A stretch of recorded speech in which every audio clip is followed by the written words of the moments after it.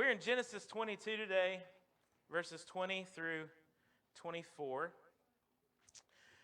The title of the sermon and what we should remember and think through today is that God is in control, and Christian, He cares for you.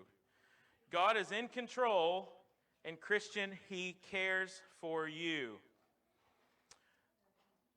We are reading today of really news that Abraham receives about what has been going on in his family while he was away. Abraham's been gone for decades. He hasn't heard news from his family in a long time, and he hears here of things that are going on in his family, and the things that are happening in his family are of tremendous blessings to him, but they are also preparing for fulfillment of the promises that God had given to him. All the while, when Abraham had been gone, all the while Abraham had been away from his home for decades, God was at work, and God was doing everything that needed to be done in order to fulfill the promises that he had made with Abraham.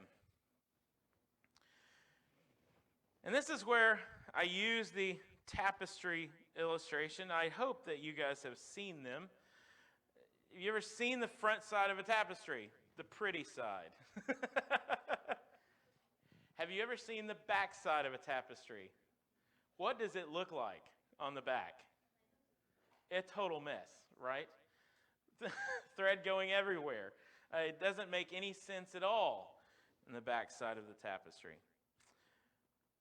So, the author or the artist understands and knows what thread needs to go where and what is needed. And in our lives, when we're thinking about what's happening in our lives, we usually only get to see the back side of things as they're going on, right? We usually only get to see the little bit of stuff that's going on around us. And what we understand from Scripture is that God sees the whole thing, and God is in control, and He's weaving together this beautiful thing with our lives and with the lives of others. He's building His church, right? So He's building this beautiful thing that we don't get to see right now. We don't see the whole picture with our lives. We don't see what's happening when hard times happen to us or when these things are going on. We don't get to see the whole picture, but God sees the whole picture. He's the one who knows, and He is the one who is weaving together this wonderful, beautiful picture. But for right now, we don't get to see the whole thing. And Abraham didn't see the whole thing coming together either. So a lot of examples, there are some examples of this I think that you can get in your own life, a lot of you. I know that I married a woman from out of town. A lot of you did the same thing, right? Some of you traveled further for your spouses than others. There are two sets of spouses in this room right now to where the Southerners and Northerners somehow found each other, okay? So you have that as an illustration of what we're going to talk about today. While you were living your life in a place completely different than your spouse, God was at work preparing a spouse for you, right? God was raising them up in completely different atmospheres, completely different things going on, and raising that spouse up for you that you would spend your life with, that you would raise a family with, that you would have children with, that you would have this life with. I am totally different than my wife. I grew up as a redneck in the hills of Harrison, Arkansas, in North Arkansas. At my house, until you reached a certain age, clothing was optional to play outside. And that's the sort of life that I lived. Are you with me here? My mom's probably watching this and embarrassed right now. But I have some stories. Then, my wife, she grew up in Fort Smith with a mother who manners mattered a lot to her. And God brought the two of us together. I would be a completely different person today had God not been preparing her for me inside of a city and not out in the wilderness like her husband, okay? So completely, God was preparing her for me in a raising that was much different than my own.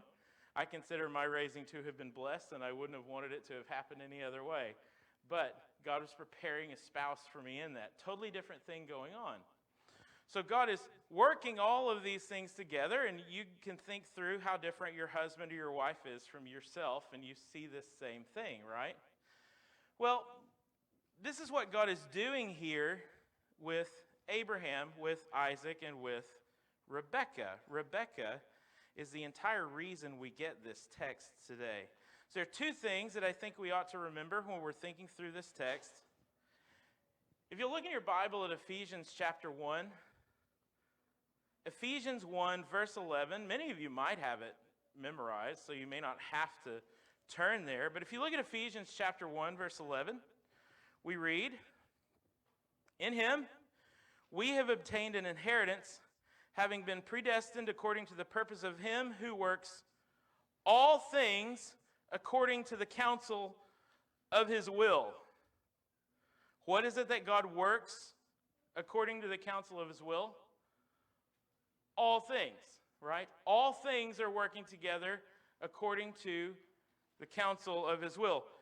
The plans that are taking place out in the world today are the plans that God has for the world today. I hope you're following along. All things work together according to the counsel of God's will. That's why when we read passages like Romans 8, 28 through 30, we read, it's great comfort to us to hear that God is working all things for our good, right? God is in control, and he is working all things according to the counsel of his will. And then we look, that's God's sovereignty. That is his control and his rule over all of creation. God is in control, and he is moving things according to his will, according to his counsel, according to his plan. And then we read of God's providence. These are similar. God's providence is a similar topic. The word providence is more about God's caring for the world and God's caring for creation. How is he carrying that out? God rules and he reigns. He's in control over all things. And then we read in Matthew chapter 10 about God's care over all of creation. Matthew chapter 10, verses 28 through 33. And you have sung songs about this passage. You have thought about this passage over and over. I am certain of it. Matthew chapter 10, verse 28. "Do not fear those who kill the body but cannot kill the soul. Rather fear him who can destroy both soul and body in hell. Are not 2 sparrows sold for a penny, and not one of them will fall to the ground apart from your Father?" That's control, right? That's also God caring for creation.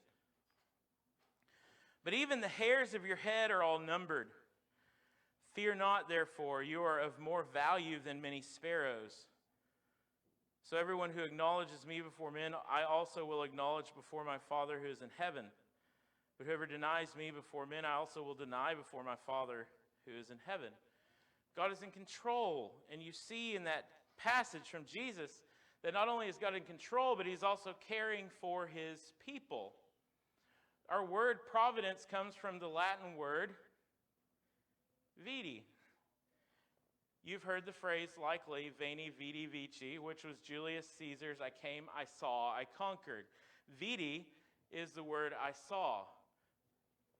Video comes from that word. All sorts of things that we use in the English language come from that word. Providence is God seeing and God's caring for his creation. So what we're going to see here in this short 4 verses is God being in control and God caring for his people. So let's start reading in verse 20 and go to verse 24. "Now, after these things it was told to Abraham, behold, Milcah also has borne children to your brother Nahor. Uz his firstborn, Buz his brother, Kemuel the father of Aram, Kesed, Hatzo, Pildash, Jidlaph, and Bethuel. Bethuel fathered Rebekah. These 8 Milcah bore to Nahor, Abraham's brother. Moreover, his concubine, whose name was Reumah, bore Tebah, Gaham, Tahash, and Maacah. Now, there's one name that matters for our story in this entire thing, and it's the only female name in the paragraph. Who is it?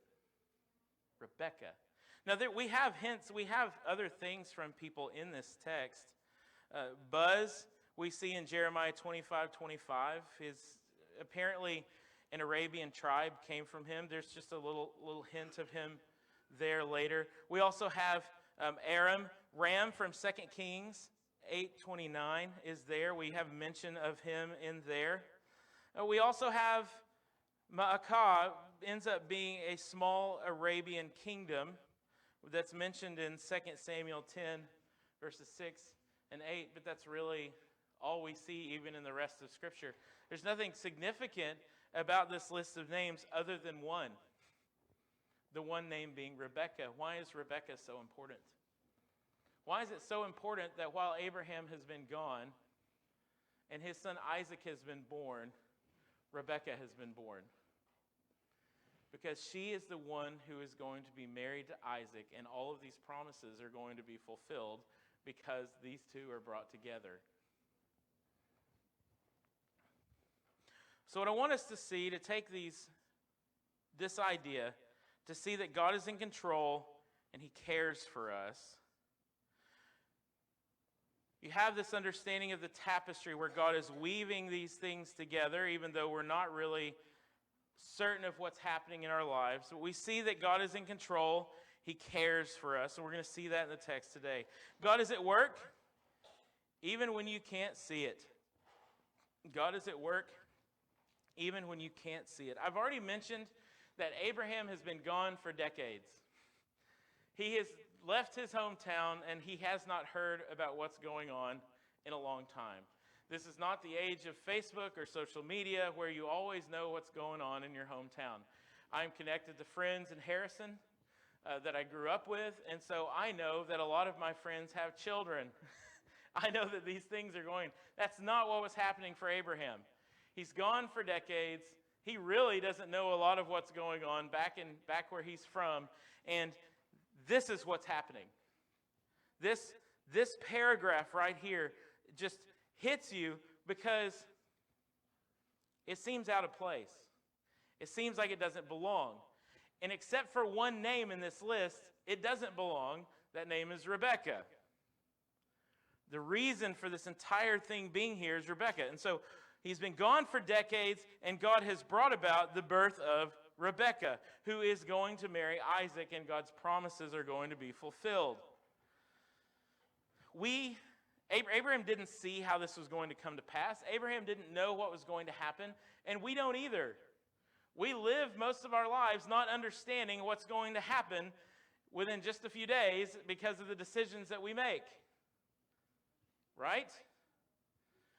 A lot of you have children. You have kids right now. And if you're like me, you wonder how they're going to turn out. You wonder what type of person they're going to marry, and you're hoping for the best at this moment. God is at work even when we cannot see what is going on. Even in the small things in our life, God is at work even when we can't see what is going on. How do you get bread is a good question to ask occasionally with your children. How do you get bread? How do you get the food that's on your table? I've asked this before, and it's an exercise that's worth us going through again. How do you get bread? Well, the farmer had seed from last year that he planted. He planted that seed in soil, and if it has enough nutrients, if it gets enough water, and if it gets enough sunshine, it's going to grow wheat, right?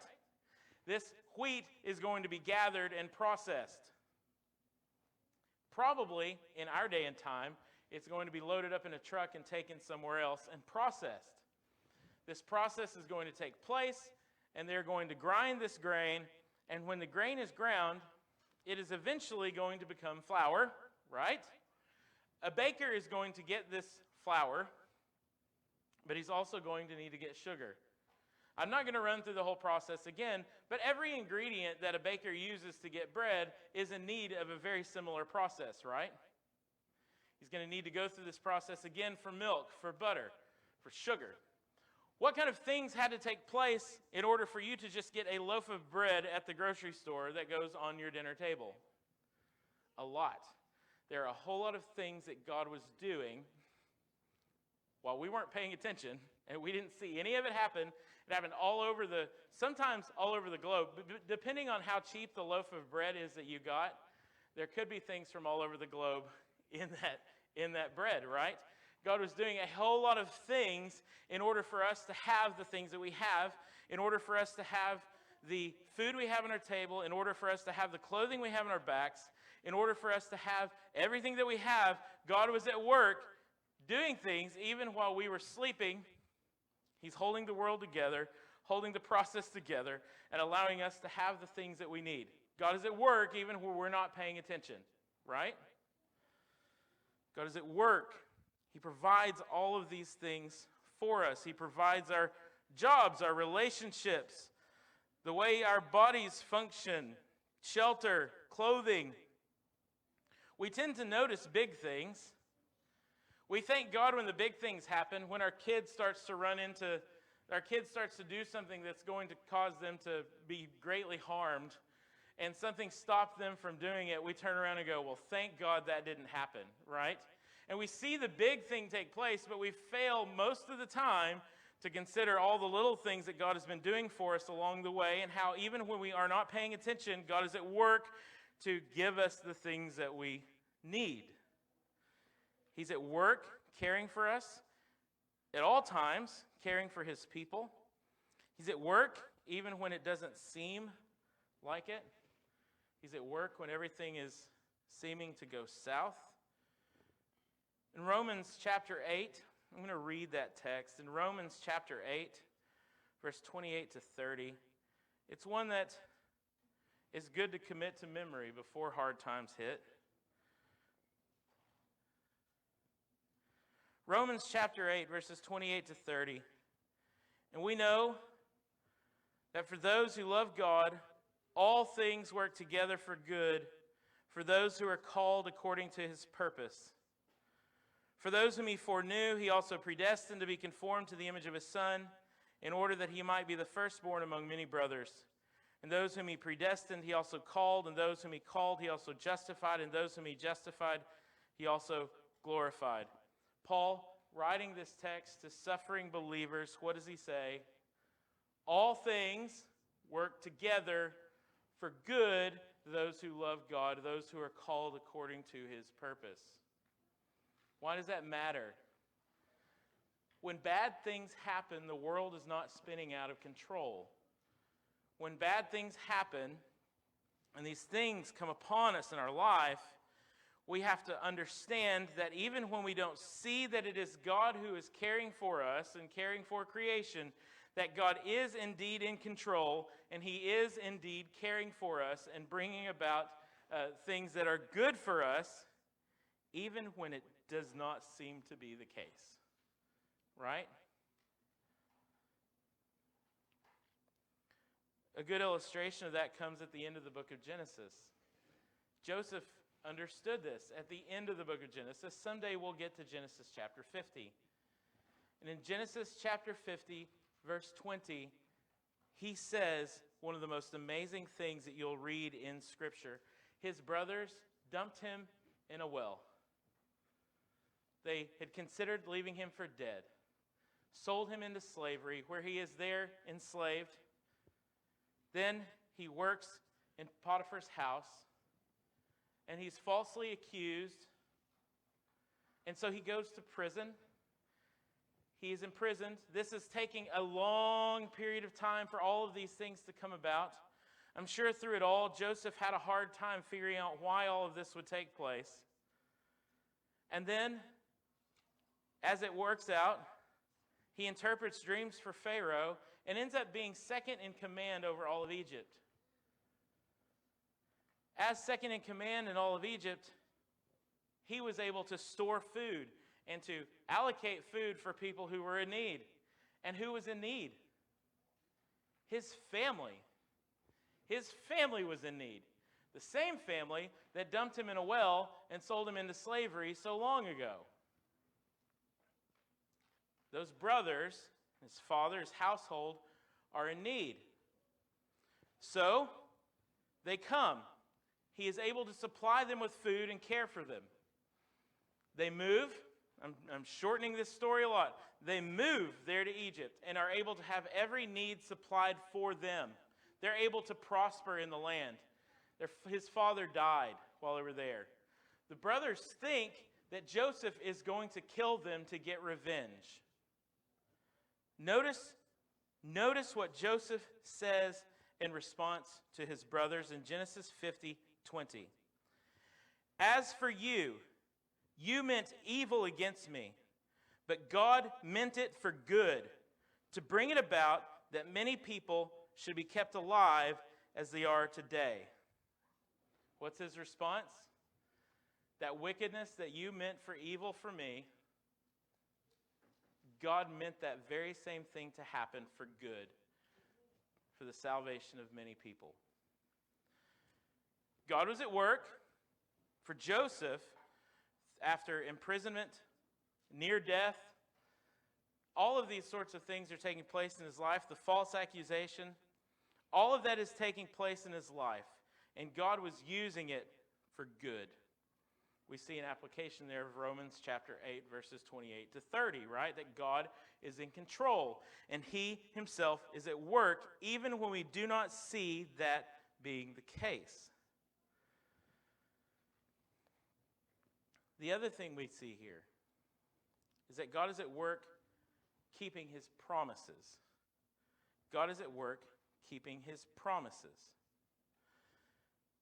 You have here this list. Why is Rebekah named? I've already said it a few times. Rebekah is named because God has made promises to Abraham that mean that Isaac has to get married. Not only does Isaac have to live, we saw that last week. Not only does Isaac have to live, but Isaac has to get married. Isaac has to have children. This lineage has to continue because one day all of these promises are going to take place. Let's look at Genesis 12. We go back there so often because as soon as Abraham is introduced into the text, Genesis 12, 1 through 3 are always in the background. Now the Lord said to Abram, "Go from your country and your kindred and your father's house to the land that I will show you. And I will make of you a great nation, and I will bless you and make your name great." What has to happen for Abraham to be made a great nation? He has to have a kid. What does this kid have to do? Well, this kid is going to have kids, right? You have this, has to take place. "And I will make of you a great nation, and I will bless you and make your name great, so that you will be a blessing. I will bless those who bless you, and him who dishonors you I will curse, and in you all the families of the earth shall be blessed." These promises given all mean that Isaac has to get married and have a kid, and God has already prepared for Isaac a wife whom we're going to meet and see all of the things that take place for their marriage in the next chapter. But it all is leading up to this. God has made these promises to him. And because God is faithful, because God is in control, God has brought it about to where Isaac is going to marry Rebekah, and he is going to fulfill all of these promises. Now, for us as Christians today, we understand Rebekah was necessary for even more than just having the kids there, right? We understand from Galatians chapter 3 that promise given to Abraham is fulfilled in Christ. He says in Galatians chapter 3, verse 16, that this promise of a seed in which all families of the earth would be blessed was Christ himself. And God was not only fulfilling his promises made to Abraham in that time, but he was fulfilling these promises of salvation, of a return to Eden, of a return to the way things were before Adam fell. Those promises are also being fulfilled in the fact that Rebekah is here. She is going to have children, and eventually, one of their family, the Virgin Mary, would give birth to God the Son, who had taken on human flesh and dwelt among us. He lived that perfect life. He accomplished all righteousness. He died on the cross as the punishment for sin, and he rose from the grave 3 days later. All those people who are united to him by faith, that is, those who turn from ruling their own lives and trust in him. All those people are united to him by faith, and his sacrifice counts in their behalf. Their sin is paid for on the cross. God's wrath was poured out on his Son so that it would not be poured out upon them. And all those who are united to Christ by faith have Christ's perfect righteousness credited to them, so that not only are they sinless before God, but they are also perfectly righteous. And because God fulfilled his promises to Abraham here in bringing Rebekah, he would eventually fulfill these promises that we think of so greatly at all times in the coming of Christ and the work that he was going to do. And that leads us to thinking through God's keeping of his promises and the salvation that he gives to us. He accomplished all of this without us, all of this without people understanding really what was going on, and God brought about this situation where Mary would give birth to his son. God accomplished all of this way further down the line. But even when we think about our own salvation, today, what had to happen in order for you to become a believer? God was working there too. God was working there too. Someone had to come to you to preach that message to you. Whether it was as a kid, your parents drug you to church, or somebody met you out on the street to preach the gospel to you, God had to send a messenger and had to work things out in which you would hear this message of God's grace. We read in the scriptures of God's work in us. I named my daughter Lydia. Because there's this message in the conversion of Lydia that's so beautiful. She hears the preaching of the gospel, and what did God do to her? God opened her heart to receive the things that she heard. God works in us so that we will believe, that we'll trust in him. Without it, we would always rebel. So God has to come to us providentially, somehow sending a messenger to hear that word preached. He works in us so that we will trust in him. He also works providentially to keep us. There's a whole group of scriptures here that I'm going to list off. I'm only going to read one of them. In John 10:27-29, Jesus discusses the sheep hear his voice, right? The sheep hear his voice and they follow him. And what is it that Jesus says he will do? They'll never let them out of his hand. So not only do you have a picture of our salvation being because of God being in control and caring for us, he's going to keep us as well. Right? God is going to keep us as well. What do we read in Philippians 1:6? That he who began a good work in you will be faithful to complete it. What are we trusting in? God's providential care over us, right? We see the same thing in 1 Peter chapter 1, verses 3-5. And also in Jude 1:24. We have this understanding that God is at work. He's providentially going to care for us. He's watching over us. He's going to keep us. And we are entrusting our lives to him, understanding that God is going to do this. Why is it that I don't go to bed afraid that I'm not going to be saved the next day? Because God is providentially caring for me. God is providentially keeping me in his grace and in his mercy. God is at work keeping his promises. That's why. He's keeping his promises all the way to the day that we reach glory, right? He is going to be faithful to us so that we will enter into that land we sung about in a few songs this morning. So we enter into the grace of God for eternity. Now, I use this tapestry illustration to open with. We're going to have a hymn of invitation, but first I'm going to talk about Corrie ten Boom. Corrie ten Boom, part of you have probably read her book, The Hiding Place. So a lot of this will be familiar to you. Willem ten Boom opened a clock shop that ended up being a place where a lot of people came to get help. During the Nazi invasion of the Dutch, around 800 people were saved in this clock shop, and Corrie ten Boom ended up being the person who was leading the way. This is Willem's daughter. Willem was a faithful believer. He had raised up faithful, believing family, and Corrie was trying her best to help these people. Around 800 lives were saved through the work of the ten Booms. And the best way to say it is she was running a secret organization. I don't know what else to say. But Jews and Jewish sympathizers and others who were rebellious against the Nazi people there, they saved 800 people, is the best estimate. They were betrayed and trapped, and around 20 people were imprisoned. At that time, all of her family was imprisoned. They went to different jails there. She ended up in Ravensbrück concentration camp after being moved around a few different times.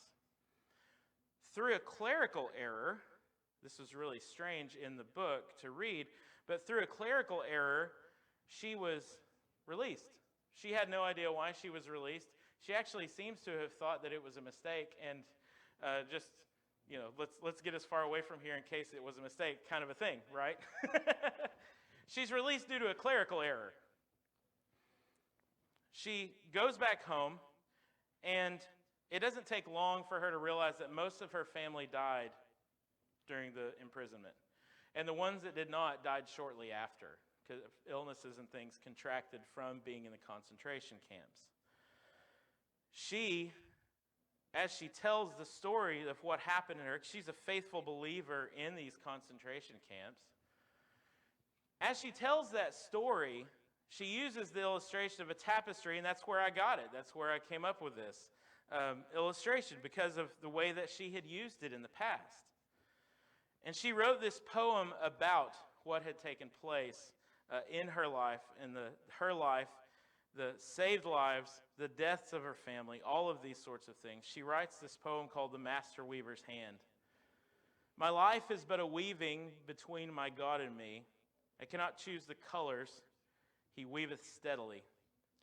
Oft times he weaveth sorrow, and I in foolish pride forget he sees the upper, and I the underside. Not till the loom is silent and the shuttles cease to fly will God unroll the canvas and reveal the reason why. The dark threads are as needful in the weaver's skillful hand as the threads of gold and silver in the pattern he has planned. He knows, he loves, he cares. Nothing this truth can dim. He gives the very best to those who leave the choice to him, that is, those who are not pushing and bucking against God's providence. There's a thing we have to understand that she got. I don't know how quickly Corrie ten Boom got this or understood it, but she understood it eventually. That we don't understand completely the things that are going on in this world, but God is at work at all times caring for us, even when it doesn't seem like he is doing so.